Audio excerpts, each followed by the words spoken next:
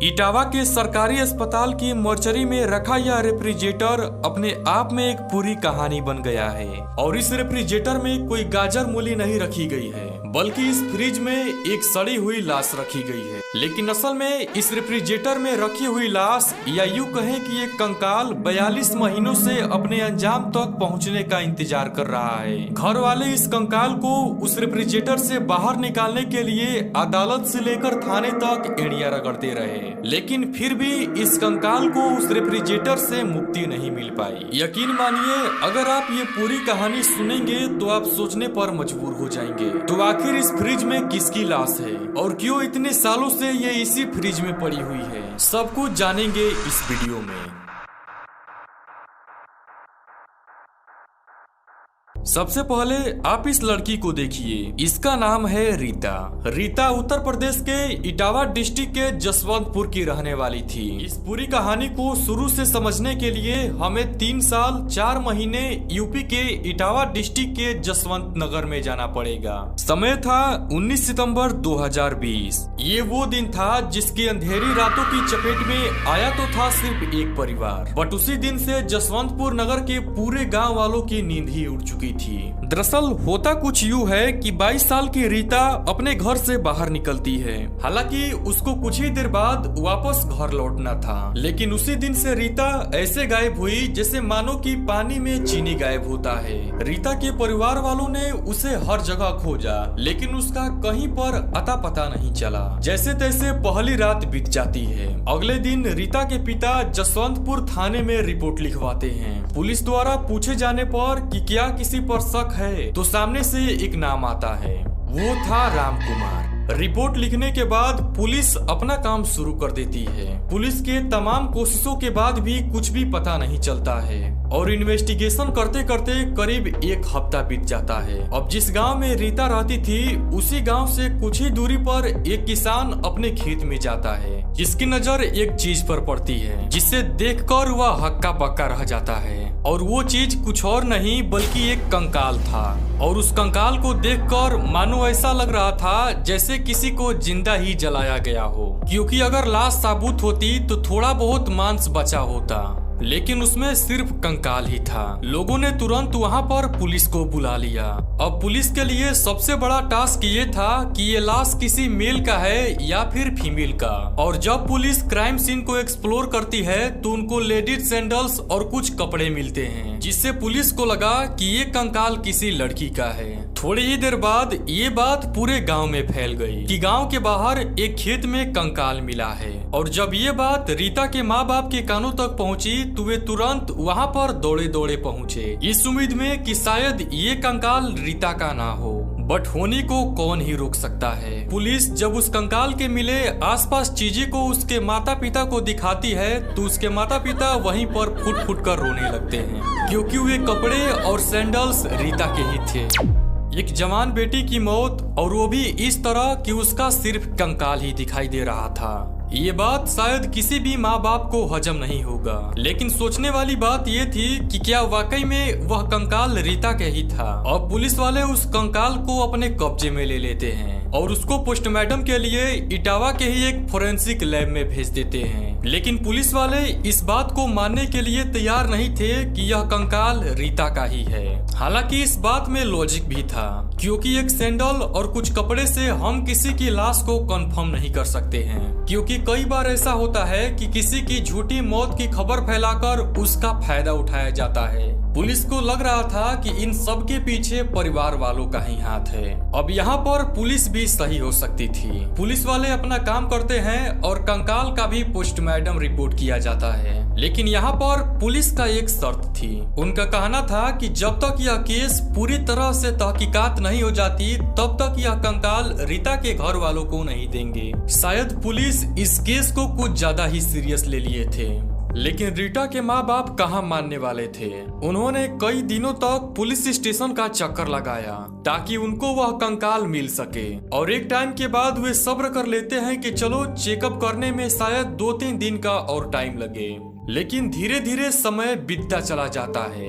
3 हफ्ता और महीना बीत गए, लेकिन ना ही पुलिस की इन्वेस्टिगेशन खत्म हुई और ना ही रीटा के माँ बाप को वह कंकाल मिल सका। अब यहाँ पर माँ बाप भी अपनी जगह सही थे, क्योंकि उनका कहना था कि आपको जो भी करना है जल्दी कीजिए। अब रीटा गायब हुई थी 19 सितंबर 2020 को और उसका कंकाल मिला था 24 सितंबर 2020 को, यानी उसके गायब होने के 5 दिन बाद। आप यकीन नहीं करेंगे, इस केस का इन्वेस्टिगेशन करने में पूरा 2021 बीत गया और अब आया साल 2022 और अभी भी रीटा का कंकाल उसी फ्रिज के अंदर मौजूद था। और अब तक रीटा के माता पिता का सब्र टूट चुका था। वे लोग पुलिस स्टेशन में जाकर कहते हैं कि जो हुआ सो हुआ, अब हमारी बेटी का कंकाल ही दे दो, जिससे हम उसका अंतिम संस्कार कर सके, ताकि उसकी आत्मा को शांति मिल जाए। लेकिन इस शांति के बीच पुलिस और कानून था जो अपनी जिद पर ही अड़ा था। वो ना ही डीएनए टेस्ट कर रहे थे और ना ही वह कंकाल रीटा के माँ बाप को दे रहे थे। और अब तक रीटा को घर से गायब हुए पूरे 17 महीने हो चुके थे और अब पुलिस वालों को लगा कि हाँ, वास्तव में अब बहुत देर हो चुकी है, अब डीएनए टेस्ट करवाना ही चाहिए। अब आप जरा सोच कर देखिए, 2 साल से एक कंकाल एक फ्रिज के अंदर पड़ा है और मात्र एक डीएनए टेस्ट करना है, और इसके लिए सिर्फ एक जरूरत थी फोरेंसिक डॉक्टर की, क्योंकि रीटा के माता पिता रोज रोज पुलिस स्टेशन जाते ही थे और उन दोनों में से किसी एक का सैंपल लेना था और फिर कंकाल के डीएनए के साथ मैच करना था। बट यहाँ पर पुलिस वालों ने इस केस को ज्यादा ही टाल दिया, लेकिन ऊपर से दबाव के कारण फाइनली इस कंकाल का डीएनए टेस्ट करवाया गया और रीटा के पेरेंट्स को ये बताया गया कि इसमें 1-2 महीने का टाइम लग सकता है। बट महीना भी बीत गया और पुलिस वालों का कहना था कि बस 1-2 दिन में रिपोर्ट आ जाएगा।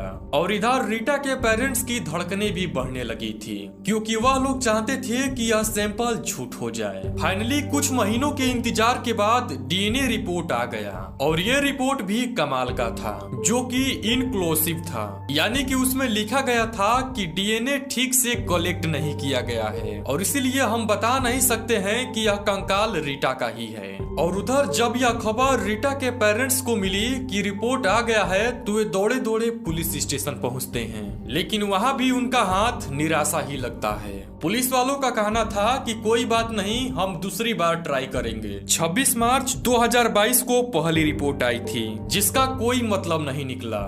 लेकिन फिर अगस्त 2022 में डीएनए सैंपल हैदराबाद लैब में भेजा गया और इसका भी रिपोर्ट 2022 के एंड में आ गया। लेकिन इस बार भी वही हुआ। इस रिपोर्ट में वही चीज लिखा गया था जो कि पहले रिपोर्ट में लिखा गया था, यानी कि ये रिपोर्ट ऑथेंटिक नहीं है। तो क्या यहाँ पर पुलिस वाले खिलवाड़ कर रहे थे? यानी साफ शब्दों में कहा जाए तो उनका डीएनए सैंपल लेने में तमीज ही नहीं था। उधर माँ बाप पर क्या बीत रही होगी, इसका अंदाजा आप लगा ही नहीं सकते।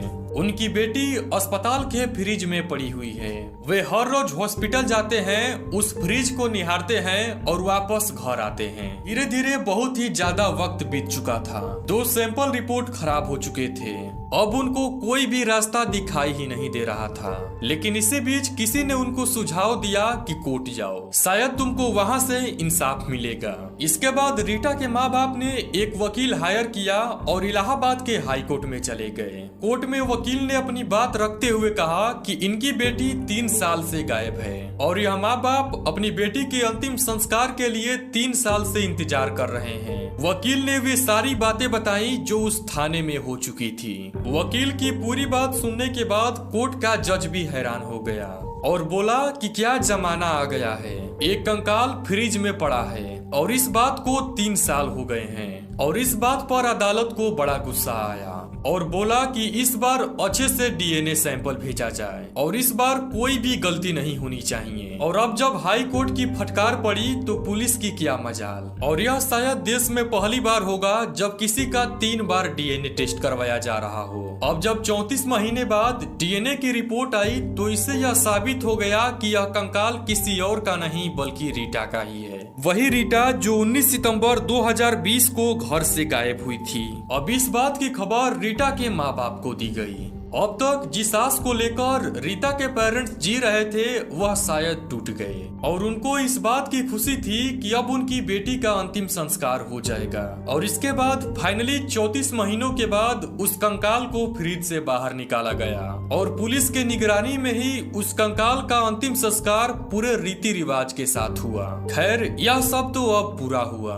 अब थोड़ा सा फ्लैशबैक करते हैं। 19 सितंबर 2020 को रीटा गायब हुई थी और 20 सितंबर 2020 को उसका मिसिंग कंप्लेन लिखवाया गया था जिसमें एक नाम आया था राम कुमार। हो सकता है कि रीटा का कातिल वही हो, क्योंकि रीटा के माँ बाप ने यकीन के साथ बताया था कि रीटा के मिसिंग के पीछे राम कुमार का ही हाथ होगा। अब सवाल तो बहुत थे जिनका जवाब पुलिस को ढूंढना था। जब पुलिस राम कुमार का पता लगाना शुरू करती है तो पता चलता है कि राम कुमार उसी गांव का रहने वाला है, लेकिन 2020 से ही वह गांव को छोड़ चुका था। राम कुमार की शादी हो चुकी थी, लेकिन फिर भी राम कुमार और रीटा एक दूसरे को चाहते थे। लेकिन जब राम कुमार को पता चलता है कि पुलिस उसका पीछा कर रही है तो वह खुद ही सरेंडर कर देता है। जैसे कि मैंने बताया कि राम कुमार के साथ रीटा का मैरिटल अफेयर था, तो उसकी बीवी ने अपने बेटे के साथ मिलकर रीटा को मार दिया, लेकिन राम कुमार अकेले ही सारा इल्जाम अपने सर पर ले लिया। शायद वह अपने परिवार वालों को बचाना चाहता था। यह कहानी केवल रीटा का ही नहीं है,